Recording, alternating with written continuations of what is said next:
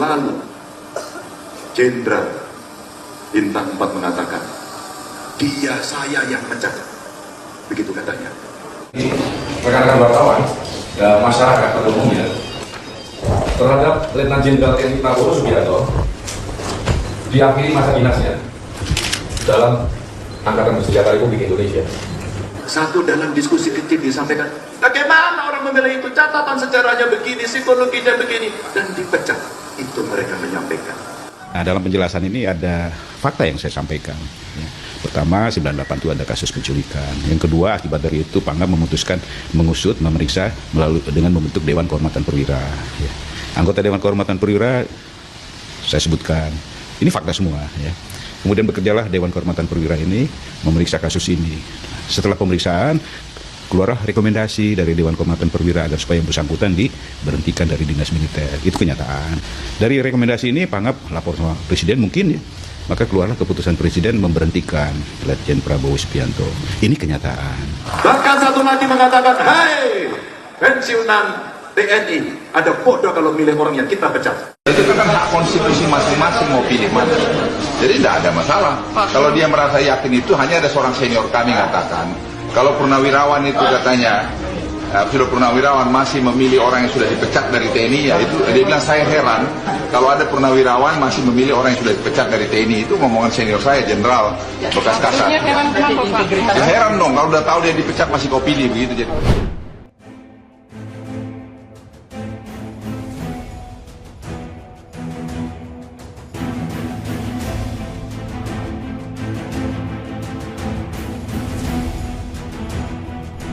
Halo sahabat Indonesia, kita bertemu kembali dalam Opini Rudi. Sahabat Indonesia, tanggal 7 Februari 2024 ada peristiwa menarik di Solo. Sejumlah besar ribuan purnawirawan Polri mendeklarasikan mendukung Ganjar Pranowo dan Mahfud MD. Di sana hadir beberapa tokoh Polri dari masa ke masa. Ada dua mantan Kapolri, Jenderal Polisi Purnawirawan Rusdi Harjo, ada Jenderal Polisi Purnawirawan Suroyo Bimantoro, dan tokoh-tokoh kepolisian yang lain. Mereka kompak mendukung Ganjar Pranowo dan Mahfud MD. Tapi ada peristiwa menarik, lebih menarik lagi di event itu adalah sambutan atau orasi dari Ganjar Pranowo. Dalam satu bagian orasinya Ganjar mengatakan diagram karena ada 3 orang jenderal mencela-mencele. Mencela-mencelenya sangat kentara. Tahun 2014, 2019 omong apa, mendukung siapa, mengecam siapa, sekarang berbalik. Ngomong apa dan mendukung siapa, berbalik. Ganjar bahkan mengatakan dalam wawancara dengan pers yang disebutkan adalah Pak Wiranto, yang kedua Pak Agung Gumelar, yang ketiga Pak Luhut Binsar Panjaitan. Nah, kita bicara Pak Wiranto. Pak Wiranto tahun 1998 menjabat sebagai Panglima ABRI, kalau sekarang namanya Panglima TNI. Beliau orang yang bertanggung jawab waktu itu mengumumkan kepada publik tentang pencopotan atau pemecatan Prabowo Subianto dari dinas kemiliteran. Bahkan Pak Wiranto juga yang mencopot tanda pangkat Prabowo Subianto waktu itu sebagai Letnan Jenderal. Tahun 2014 kalau tidak salah ada video juga dari Pak Wiranto. Dia mengatakan bahwa Pak Prabowo terbukti terlibat dalam penculikan aktivis pro-demokrasi. Kronologinya diceritakan dengan detail oleh Pak Wiranto. Dari mulai terbentuknya DKPP sampai pencopotan Prabowo Subianto. Sekarang yang terjadi, Pak Wiranto malah mendukung Pak Prabowo. Orang yang dulu dikecam dan dianggap terlibat dalam penculikan 23 aktivis pro-demokrasi. Yang berikutnya Pak Agung Gumelar. Tahun 1998 Pak Agung Gumelar waktu itu Letnan Jenderal menjadi anggota DKP, Dewan Kehormatan Perwira, yang dibentuk oleh Pak Wiranto untuk memeriksa Letnan Jenderal TNI Prabowo Subianto. Dan hasil dari pemeriksaan itu adalah Prabowo terbukti terlibat dalam penculikan aktivis pro-demokrasi. Akhirnya Prabowo direkomendasikan oleh DKP, di dalamnya ada Pak Agung Gumelar, ada Pak SBY, Pak Fahru Rossi, Pak Jamari Caniago dan lain sebagainya, agar Prabowo diberhentikan dari dinas kemiliteran. Cerita ini kembali disampaikan secara rinci oleh Pak Agung Gumelar tahun 2019. Bahkan beliau mengatakan bahwa Prabowo dulu anak buahnya, kemudian dia berbicara juga dengan tim mawar yang dibentuk Prabowo, dan beliau, Pak Agung Gumelar, tahu persis di mana 23 aktivis itu diculik dan di mana dibuang mayatnya. Itu terekam dalam wawancara Pak Agung Gumelar. Sekarang Pak Agung Gumelar berpindah haluan, mendukung Prabowo Subianto, orang yang dulu dikecamnya. Berikutnya Pak Luhut Binsar Panjaitan, ada video, mungkin di hadapan purnawirawan TNI, Polri atau apa gitu. Beliau mengatakan, aneh kalau purnawirawan TNI Polri memilih pecatan tentara. Prabowo terbukti dipecat dari tentara, masa mau dipilih jadi presiden? Itu dikatakan oleh Pak Luhut. Dan sekarang Pak Luhut mendukung Prabowo Subianto. Ketiga beliau ini lupa bahwa rekam jejak digital itu bisa sangat positif dan bisa juga sangat kejam. Sekarang bisa diputar ulang.